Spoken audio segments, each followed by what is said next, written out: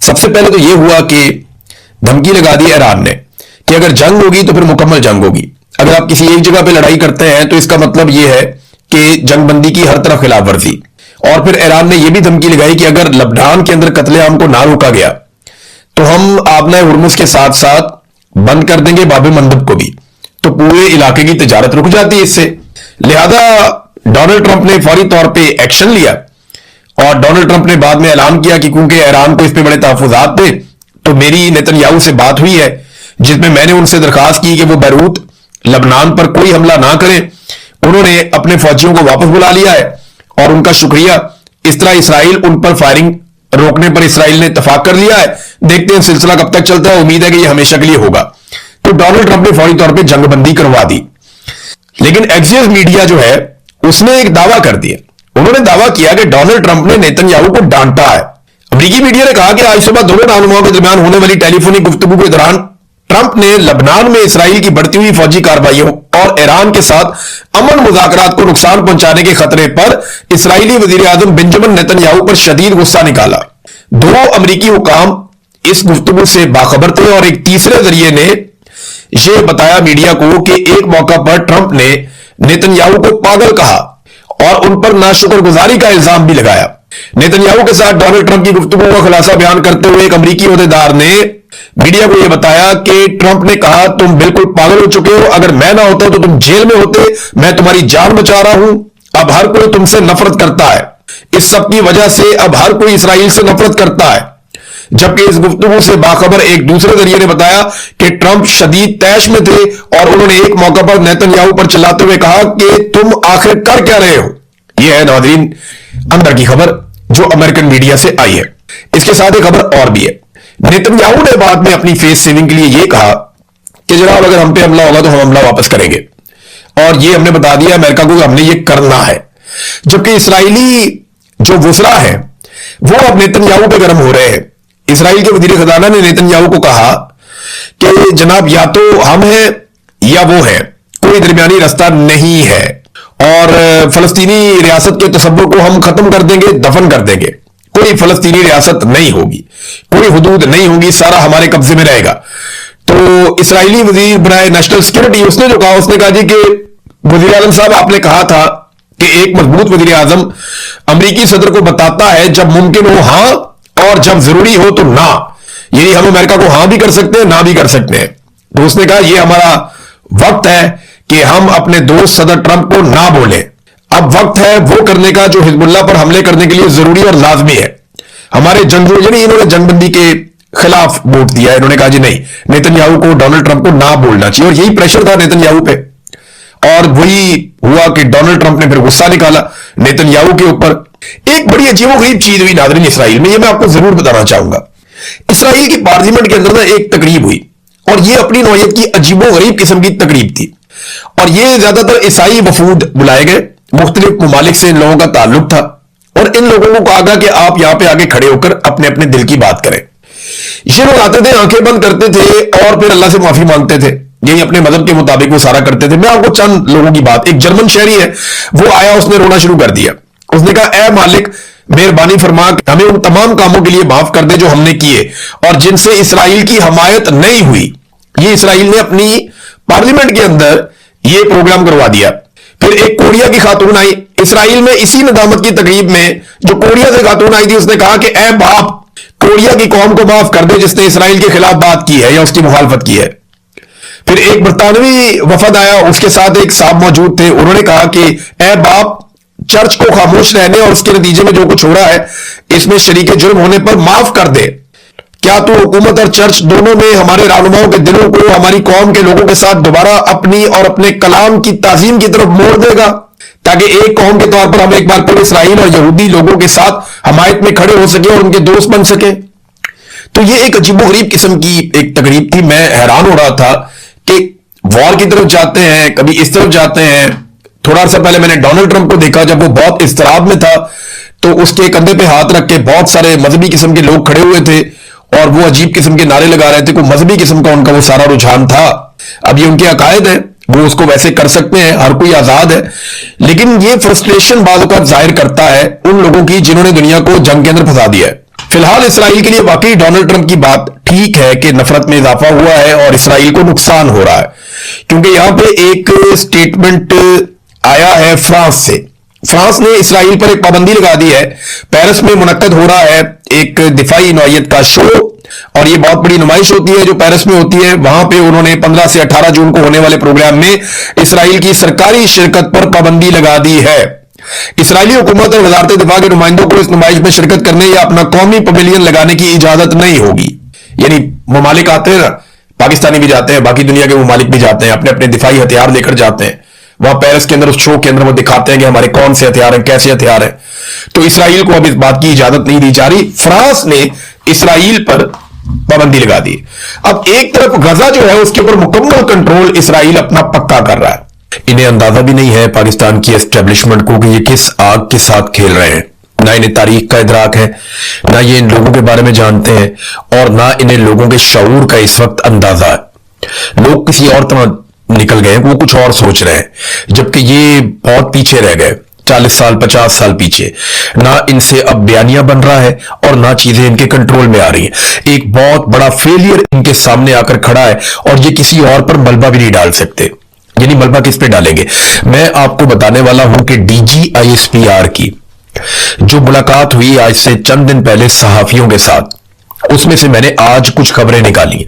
ये बिल्कुल of the record मुलाकात थी। उसमें DGISPR ने सहाफियों पर दबाव डाला कि फलानी फलानी चीजें आपने करनी है, और सहाफियों ने उसके हवाले से सवालात किए। कुछ सवालात बड़े सख्त भी हुए और DGISPR के पास उनका कोई जवाब नहीं था। अब मैं आपके सामने रखूंगा कि सहाफियों के साथ DGISPR की क्या बातचीत हुई और किस तरीके से बातचीत हुई। एक तो DGISPR ने सहाफियों को यह हुक्म जारी किया कि आप भारत के खिलाफ जितना ज्यादा हो सके वो आप अपने मीडिया को कवरेज दें। यानी जितनी ज्यादा भारत के मामलात पे आप कवरेज कर सकते हैं आप कवरेज करें। और DGISPR ने जो दावा किया वो ये था कि भारत बहुत जल्दी टुकड़े टुकड़े होने जा रहा है। आपने टीवी चैनल्स पर यही बताना है कि भारत के टुकड़े होने जा रहे हैं और भारत कई हिस्सों में टूटने वाला है और भारत के पास कुछ भी नहीं बचेगा, वो बुरी तरह तबाही के दहाने पर पहुंच गया।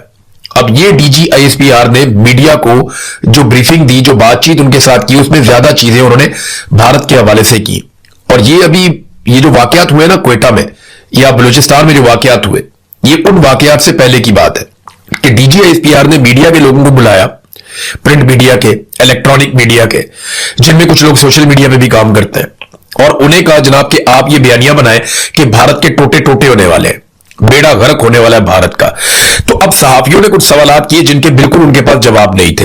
एक सहाफी ने पूछा कि जनाब अगर भारत के टोटे टोटे होने जा रहे हैं तो बैनुल अक़वामी मीडिया में ऐसी कोई स्टोरी क्यों नहीं आ रही? आप हमें कह रहे हैं कि हम ये कहना शुरू कर देंगे भारत के टुकड़े होने जा रहे हैं, लेकिन हमारे पास ऐसी कोई कंफर्म इत्तला नहीं है या भारत से ऐसे कोई ऑप्टिक्स नहीं आ रहे, ना ही इंटरनेशनल मीडिया ऐसी कोई स्टोरी रिपोर्ट कर रहा है। तो हम ये कैसे कह दें जब इंटरनेशनल मीडिया ये नहीं कह रहा, किसी तरफ से कुछ ऐसी खबर नहीं आ रही? तो इस पे DGISPR के पास जवाब नहीं था। वो यही कह रहे थे कि मैं आपको बता रहा हूं ना, भारत के टुकड़े टुकड़े होने जा रहे हैं, उनकी पॉलिसियां बहुत खराब है, उनका बेड़ा गर्क होने जा रहा है। तो आप ये खबरें चलाएं अपने मीडिया के ऊपर, आप बताएं भारत का असल चेहरा पूरी दुनिया को। ये वो बार बार कह रहे थे। एक सहाफी ने वहां पे, गालिबन ये कोई प्रिंट मीडिया के जर्नलिस्ट हैं, उन्होंने कहा जनाब के टीवी चैनल्स तो टके टोकरी हो गए हैं पाकिस्तान में और मीडिया की अहमियत खत्म हो गई है। सोशल मीडिया के ऊपर अगर आप बात करते हैं तो भारत जो है वो उसको महदूद कर देता है, रिपोर्ट भी करता है। तो यहां अब आप अपना बयानिया कैसे चलाएंगे? मीडिया की तो क्रेडिबिलिटी खत्म हो गई। पाकिस्तान के मीडिया को तो अब सुनते ही नहीं, हम अपनी मर्जी से कोई खबर दे ही नहीं सकते। तो जब हम ये खबरें देंगे तो लोग इनका असर ही नहीं लेंगे। जब ये कहा गया तो DGISPR ने कहा जी आपको सिर्फ अपनी फिक्र रहती है, आप कुर्बान कर दें अपने चैनल्स और आप पाकिस्तान की खातिर इतना नहीं कर सकते, तो आपको भारत के खिलाफ बात करने में क्या प्रॉब्लम है? तो वो और तरफ ले गए मामले को। जबकि कहा यह गया था कि आपने तो मीडिया को तबाह बर्बाद कर दिया, मीडिया की तो क्रेडिबिलिटी खत्म हो गई, इंटरनेशनल मीडिया में यह खबर चल नहीं रही कि भारत के टुकड़े होने जा रहे हैं। तो आप हमें यह कह रहे हैं कि हम ये खबर चला देंगे भारत के टुकड़े होने जा रहे हैं, हालांकि हमारी तो क्रेडिबिलिटी पहले ही खत्म है। हम तो किसी और बैनुल अक़वामी मीडिया को कोट भी नहीं कर सकते इस मामले में। फिर एक सवाल किया गया, लेकिन DGISPR ने पहले इससे एक जो है वो दावा किया। उन्होंने कहा जी सिंध तास मुआहदे पर हम कोई कंप्रोमाइज नहीं करेंगे और ठोक देंगे। मौका आएगा हम ठोक देंगे, हम अपना पानी भारत को नहीं देंगे। इस पे एक सहाफी ने पूछा कि जनाब आप बताएं कि आप करेंगे क्या, भारत ने आपका पानी रोक लिया है, इस वक्त रोका हुआ है, आप भागदौड़ कर रहे हैं, तो आप करेंगे क्या? क्या आप भारत पे हमला करेंगे पानी छुड़वाने के लिए? तो DGISPR ने इसका कोई जवाब नहीं दिया। वो इसका कोई तसल्ली बख्श जवाब नहीं दे पाए कि भारत पे हमला करेंगे या पानी को जबरदस्ती छुड़वाएंगे या नहीं छुड़वाएंगे। फिर एक और सवाल किया गया कि जनाब आप ये कहते हैं कि भारत टुकड़ों में तकसीम होने जा रहा है, अगर एक मुल्क टुकड़ों में तकसीम होने जा रहा है, वो टूट रहा है, तो फिर आप उसके साथ इस वक्त जो ट्रैक 2 डिप्लोमेसी है वो क्यों कर रहे हैं? ये मैं आपको बता देता हूं कि पाकिस्तान इस वक्त भारत के साथ डिप्लोमेसी कर रहा है। ट्रैक 2 डिप्लोमेसी के राउंड्स भी हो चुके हैं 2-3, और ये भारतीय मीडिया में रिपोर्ट भी हो रहा है, पाकिस्तानी मीडिया में भी, और मुख्तलिफ जगहों पे इंटरनेशनली ये रिपोर्ट हो रहा है, और पाकिस्तान ने इसकी कहीं पे कोई तरदीद नहीं की। किसी जगह पे पाकिस्तान की सरकार से जब सवाल किया गया, बैनुल अक़वामी मीडिया ने किया कि जनाब ट्रैक 2 डिप्लोमेसी चल रही है, तो पाकिस्तान ने उसकी तरदीद नहीं की। जो खबरें बैनुल अक़वामी मीडिया में आई उनमें भी पाकिस्तान की हुकूमत ने इस बात की तरदीद नहीं की कि बैकडोर चैनल से पाकिस्तान के भारत के साथ इस वक्त राब्ते जारी हैं और डिप्लोमेसी की जा रही है कि पानी हमारा छोड़ दें।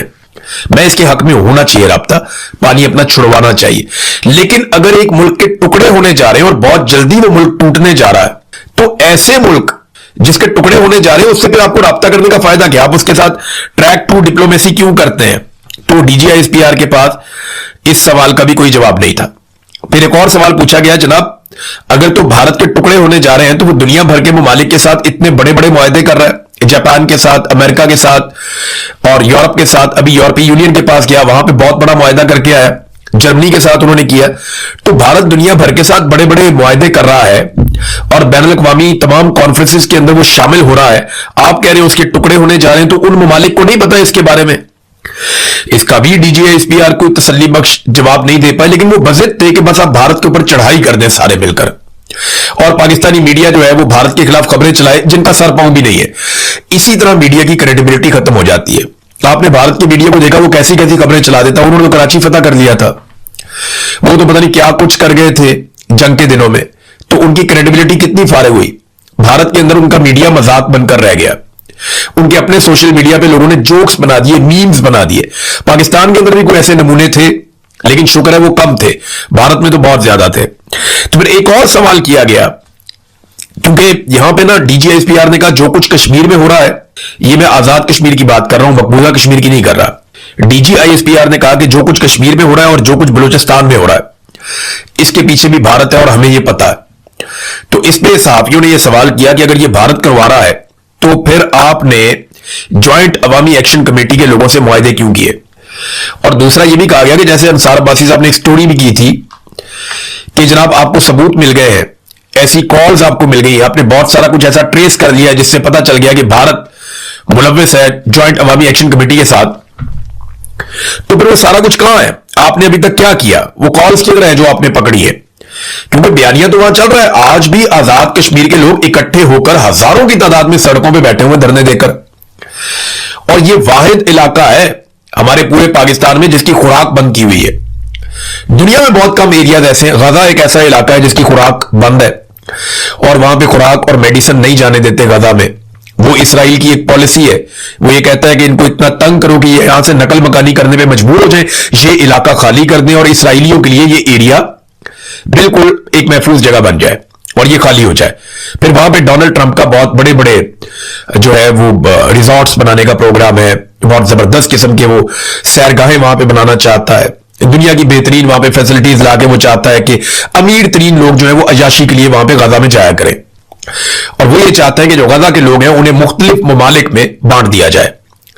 मुसलमान ममालिक जिम्मेदारी लें, कोई 2-4 लाख कहीं चले जाए, 1-2 लाख कहीं चले जाए, 50,000 कहीं चले जाए, तो अलग अलग मुल्कों में इनको तकसीम कर दिया जाए गजा के लोगों को, ये वो चाहते हैं।